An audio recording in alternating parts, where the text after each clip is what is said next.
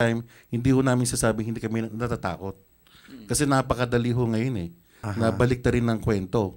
Pero nandito ho kami, again, sana ho, yung naging naranasan ho namin, hindi nyo ho maranasan. Ayun. Kapag kayo matutulog sa inyong karapatan, nasa nyo po yan. Pero sana, ayaw kong makita isang araw kayo nakaupo dito, nagsusumbong kay Kagawad Edik at sasabihin ko sa inyo, di ba sinabi ko na sa inyo, kung nangyari sa amin, mangyayari sa inyo. Ayun. So, kailangan magkaisa ang buong Olongapo o mamamayan. Kung meron kayo na-encounter na ganyan problema, isanggunin nyo agad. At kay Atty. Dito sa programang ito, sundan natin simula sa araw na ito, kailan magkaisa po tayo.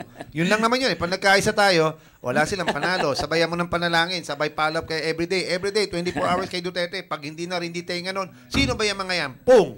Yun lang naman yun. Diba? Ayun, wala na tayong time. Alright. So, nakakagigil. Maraming salamat kay Tata Jim, no? Hindi na natin na ibalik. Tata Jim, maraming salamat. Marami pa tayong itatanong kay Tata Jim. At yung isang kasama nila, sino yan? Si Pierre.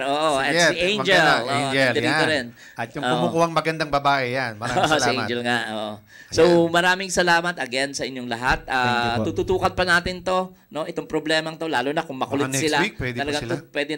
Pwede tayong series tumulong, of interview. Attorney, maraming salamat. Okay. So, Kenneth, magpaalam ka na. Okay, maraming po salamat sa inyong pakikinig. So, tutukan nyo lang po ang programang ito at marami kayong matututunan at may na-issue na pag-uusapan. Huwag po kayo matakot. Lumaban po sa inyong karapatan. Ito po si Kenneth Guy Salvados nagsasabing, mabuhay po kayo and God bless you all. Oo, at pag-uusapan po namin sa Martes, no, yung nangyaring barilan dyan sa public market, doon sa parking area. At pag-uusapan din natin, hihimayin natin yung nangyaring executive legislative agenda ng kasalukuyang pamahalaan ni Mayor Roland Paulino. Umattend tayo doon at nakita natin. So marami tayong kwento. So yun po, ang Sangguniang Monitor po ay mananatili para suportahan ang taong bayan. So ito po ang inyong kagawad, Edik Piano, ang inyong friendship na nagsasabing God bless po, good skills and Godspeed Olongapo. Ito po ang Sangguniang Monitor.